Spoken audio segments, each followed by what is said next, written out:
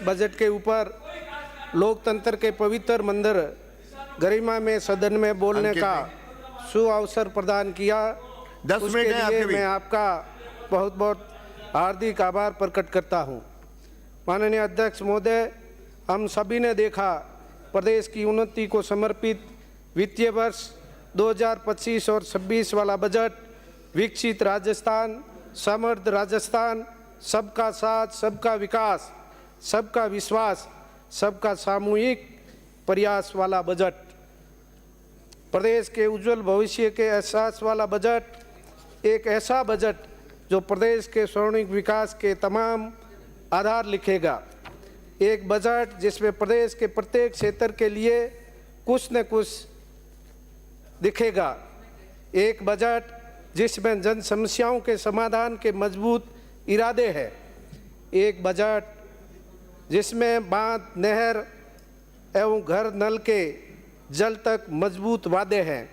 एक बजट जिसमें बिजली, सोलर, जीएसएस के निर्माण समाये हैं, जिसमें सड़क, बाईपास, एक्सप्रेस हाईवे मार्ग बताए हैं। माननीय अध्यक्ष महोदय, सिर्फ सड़कें ही नहीं, पूरे यातायात पर हमारा ध्यान है, इसलिए तो हमारी सरकार महान है। प्रदेश के सर्वमुखी विकास की घोषणा उसी का परिणाम है।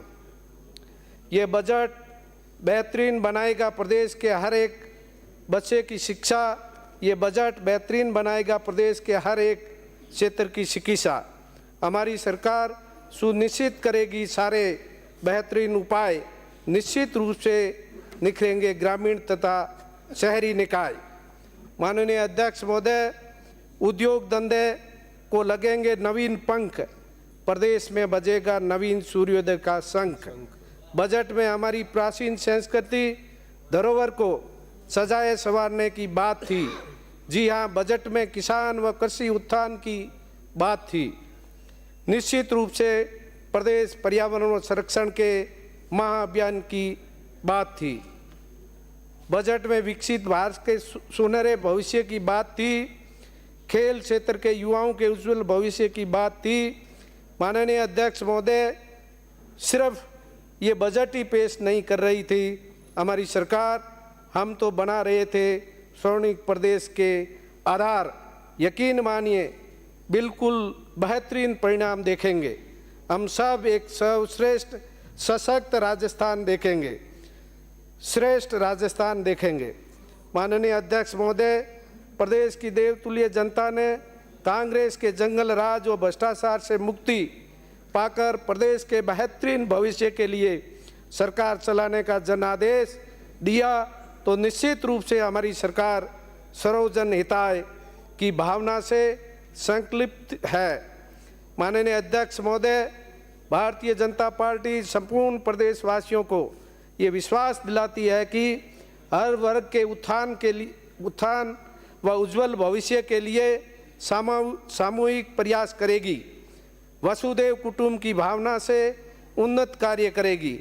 माननीय अध्यक्ष महोदय, मैं जिस सीमावर्ती चौहटन विधानसभा क्षेत्र से सदस्य चुनकर प्रदेश की सबसे बड़ी पंचायत लोकतंत्र के पवित्र सदन में प्रतिनिधित्व के रूप में आया हूं, इस सीमावर्ती क्षेत्र के स्वर्णिम विकास तथा देवतुल्य जनता को बजट की घोषणा 2020 और 25 और 26 में बहुआयामी उपहार देने के लिए प्रदेश के यशस्वी मुख्यमंत्री जी, प्रदेश की उप मुख्यमंत्री और वित्त मंत्री श्रीमती दिव्या कुमारी जी, उप मुख्यमंत्री डॉक्टर प्रेमचंद जी बैरवा जी का आभार प्रकट करता हूं, धन्यवाद देता हूं।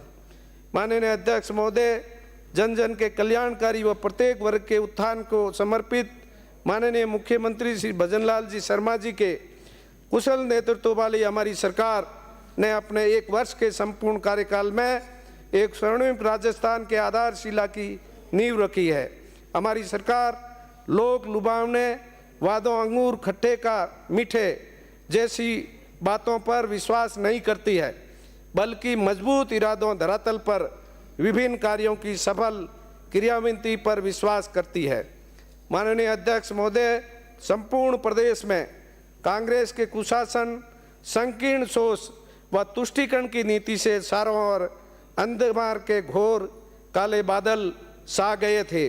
चारों दिशाओं में कुशासन रूपी काली घटाओं का दृश्य था, परंतु जन जन के कल्याणकारी व उत्थान को समर्पित प्रदेश के चहुमुखी विकास में तत्कालीन हमारी भाजपा सरकार ने, डबल इंजन की सरकार ने आम जन के हृदय में आशा रूपी मोती प्रोकर प्रदेश के सुनहरे भविष्य के सपनों को साकार कर रही है। माननीय अध्यक्ष महोदय, इतना ही नहीं, हमारी सरकार की उज्जवल व स्पष्ट कार्यशैली से उगते हुए सूर्य की लालिमा की तरह दृष्टिगोचर है। इसमें कांग्रेस के कुशासन व भ्रष्टाचार के बादल फीके व साल हो चुके हैं, जिसका परिणाम संपूर्ण देशवासियों के सक्षम है। दिल्ली विधानसभा चुनाव 2025 प्रचंड बहुमत से के साथ सरकार बनाना इतिहास के स्वर्णिम अक्षरों में दर्ज किया जाएगा। मैं विपक्ष के माननीय सदस्यों को 4 पंक्तियों के माध्यम से कहना चाहूँगा। माजी तेरी कश्ती के तलबदार बहुत है, इस पार कुछ मगर उस पार बहुत कुछ है। जिन शहरों में खोली थी आपने शीशे की दुकानें, उन्हीं शहरों में पत्थर के खरीदार बहुत है, पत्थर के खरीदार बहुत है। माननीय अध्यक्ष महोदय, मैं जिस सीमावर्ती क्षेत्र से आता हूँ, आज के दिन मैं स्वर्गीय अटल बिहारी वाजपेयी जी को याद करूँगा, जिन्होंने राजस्थान ही नहीं, पश्चिमी राजस्थान के अंदर प्रधानमंत्री सड़क योजना के तहत जितनी जो हमारे बाड़मेर और जैसलमेर क्षेत्र के अंदर राजस्व गांव बने, प्रत्येक राजस्व गांव को जोड़ने के लिए उनकी सोच थी।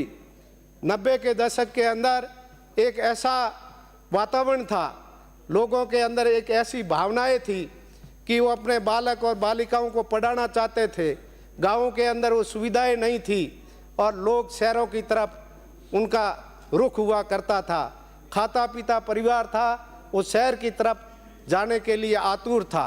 उसका कारण ये था, शहरों के अंदर भी व्यवस्थाएं बनानी बहुत मुश्किल हो गई थी। उस समय के अंदर हमारे अटल बिहारी वाजपेयी जी की सोच थी कि गांव और ढाणी तक यदि सड़क पहुंच जाएगी तो लोग वहां तक शहरों की तरफ भागना बंद कर देंगे।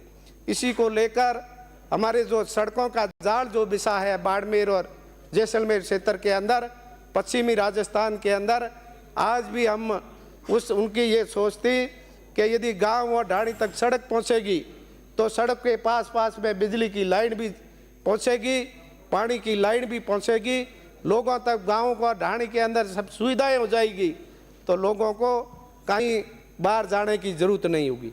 आज हमारे जो हम देख रहे हैं सड़कों का जाल जो बिछा हुआ है, वो प्रधानमंत्री सड़क योजना के तहत उनकी सोच थी, नदियों को जोड़ने की सोच थी। जो हमारे ऐसे कई प्रदेश है जिन प्रदेशों के अंदर जहाँ बारिश होती है तो गांव जो है नदी के साथ में बह जाते हैं। उनकी सोच थी आपस में नदियाँ जुड़ जाएगी।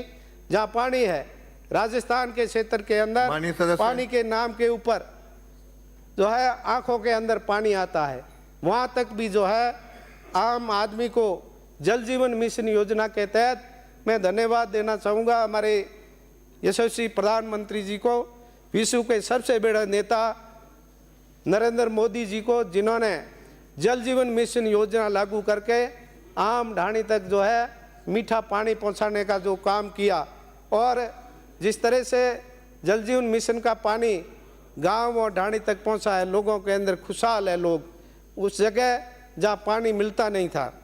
आदरणीय अध्यक्ष महोदय, आपने मुझे 2025 और 26 के बजट के ऊपर बोलने का मौका दिया, इसके लिए आपका पुनः मैं आभार प्रकट करता हूं।